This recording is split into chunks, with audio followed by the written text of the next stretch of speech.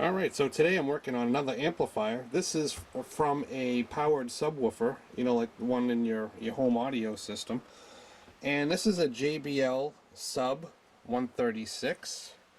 It has its own built-in low-pass filter and subwoofer control. So we can't put a 1 kilohertz signal in for the testing this because it's probably filtered out. So beware of that when you're working on specific subwoofer amplifiers, because there doesn't seem to be a very there doesn't seem to be an adjustable frequency adjustment.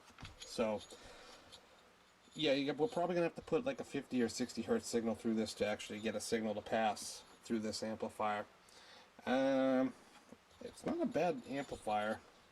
It's not super great either, but it's got a single-sided circuit board, which appears to be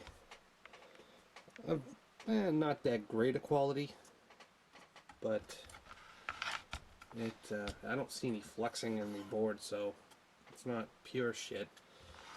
And real cheap ones, you'll start seeing the boards start to bend and warp, and that causes all sorts of connection issues over time.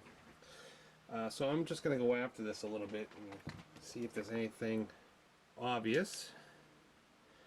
I'm not seeing anything on this board. This looks like the filter or the possibly the preamp input board, just going by the ICs and the level in.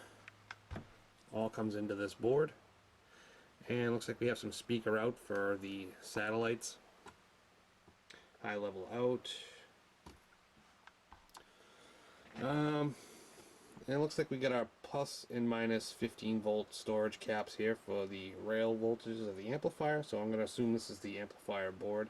We got a bridge rectifier here, and let's see, we got two parts here. It's probably an N and a P. It's probably a class AB push-pull amplifier setup here.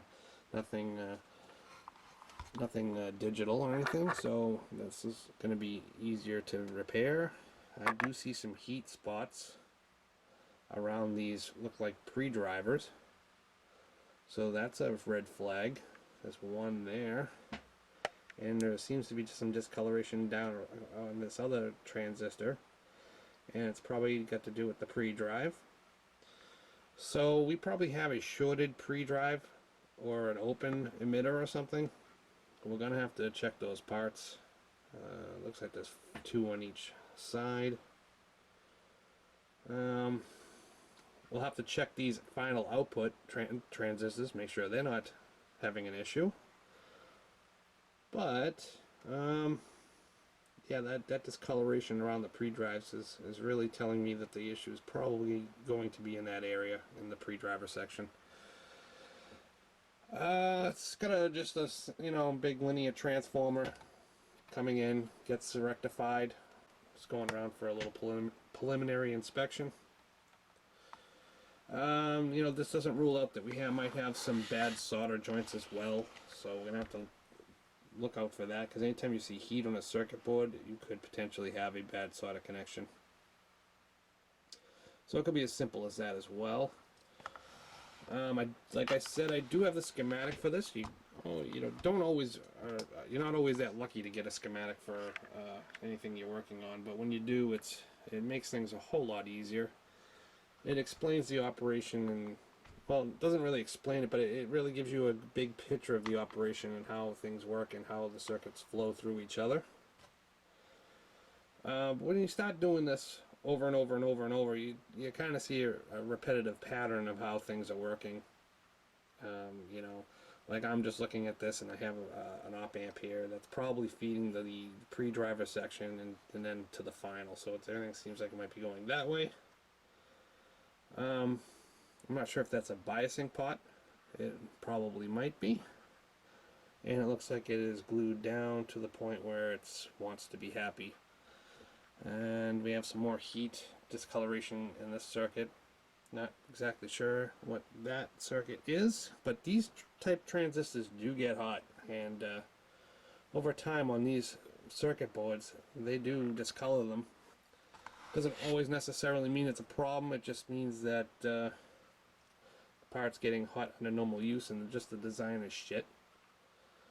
So yeah, and we have our relay here for turning on and off the speaker. It probably does that either under protection or maybe during a auto shut off if it doesn't receive a signal after a certain amount of time, so you don't have a hum coming through your speaker. And looks like our speaker output connector is right next to that relay, so that confirms that disconnects the speaker most likely.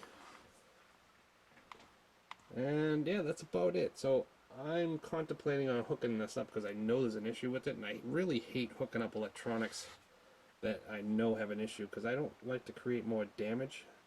But in some instances I do hook them up because I want to show what the fault is. But I'm taking a risk at doing that and damaging more components. So I am on the fence of what I'm going to do first.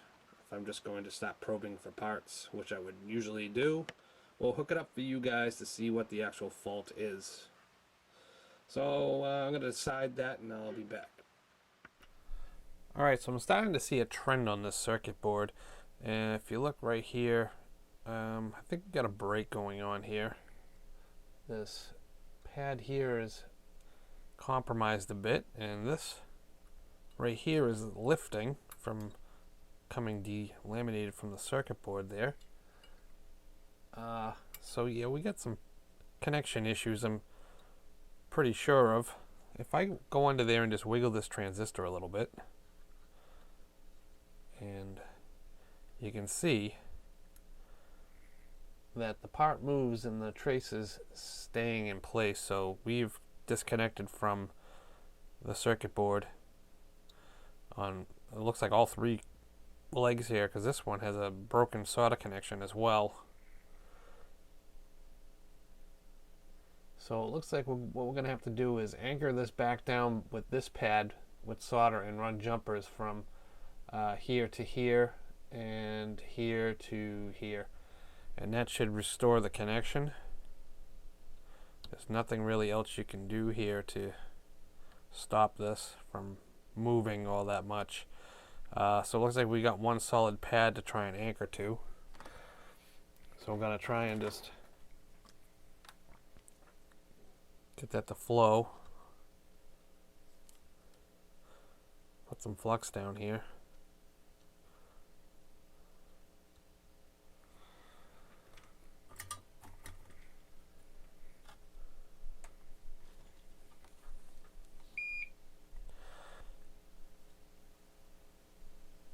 See if that anchors it up a bit.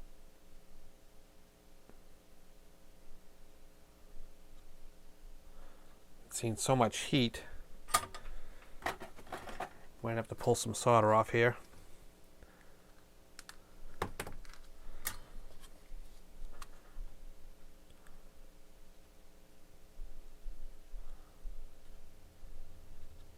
Let's try some fresh solder on that.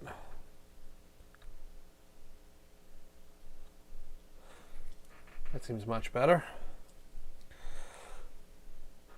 I'll just reheat these joints.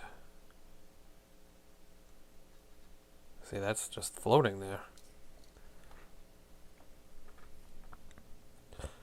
We'll try and knock that down flat.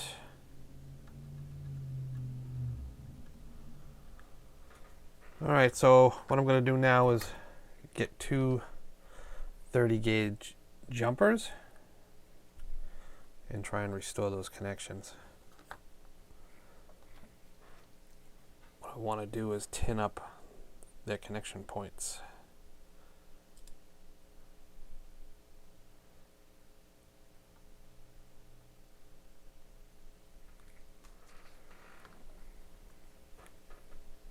I've already pre-bent these, so it should just be a matter of just hooking them up.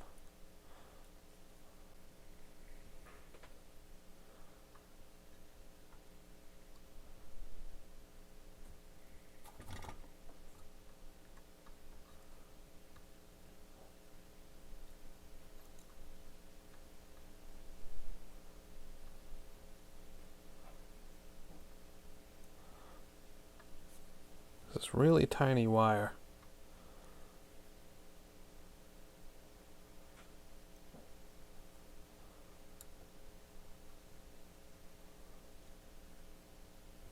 We'll put some more solder on that. It's going to spring up. We'll set it back down.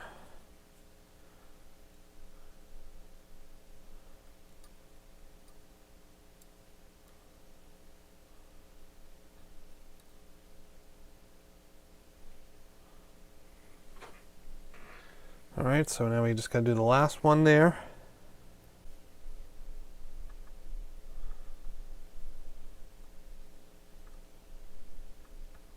Yep, we have to hit that with more solder. Just want to get it tacked in place here a little bit.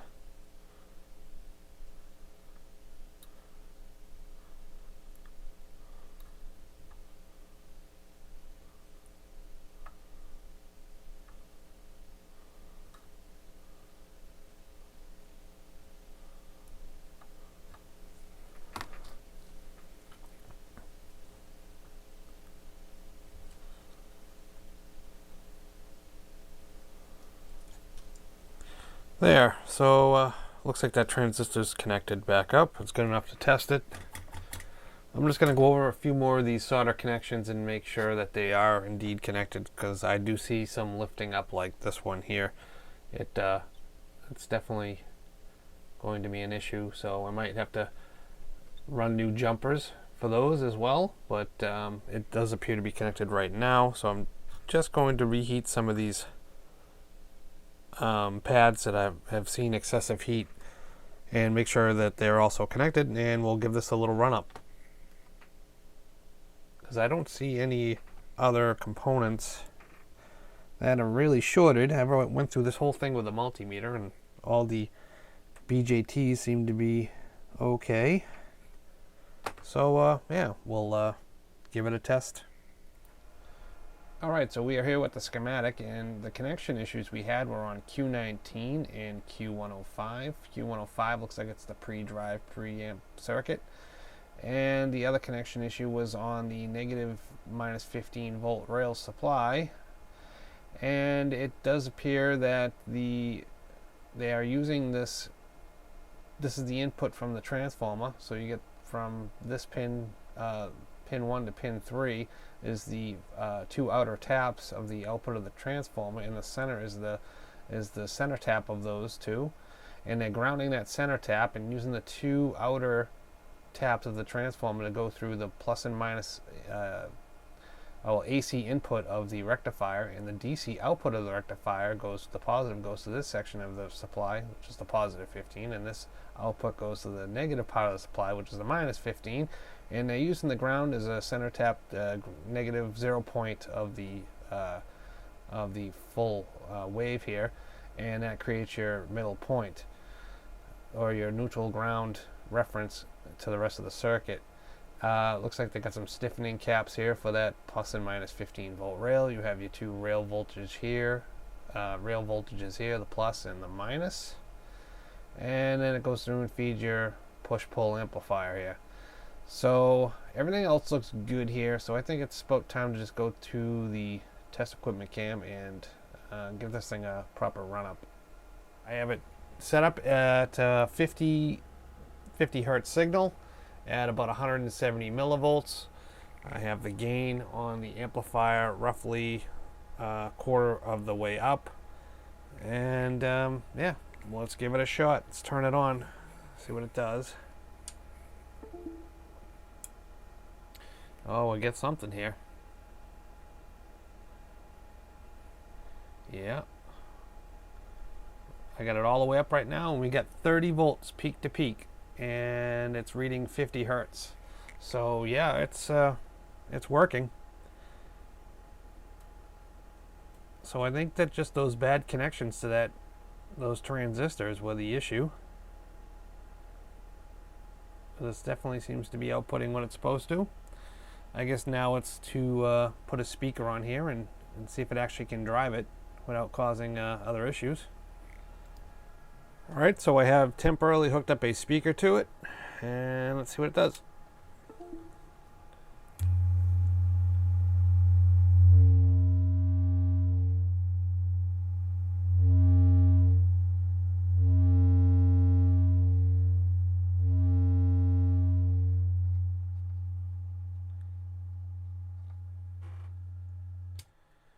Alright, so I'll give it a little bit more testing than that, but just to show you guys that it worked under a load, that seems to be fixed. Seems that was an easy one. Just some connection issues from overheated parts. So it can be just that simple. Hope you guys enjoyed the video, and we'll see you in the next.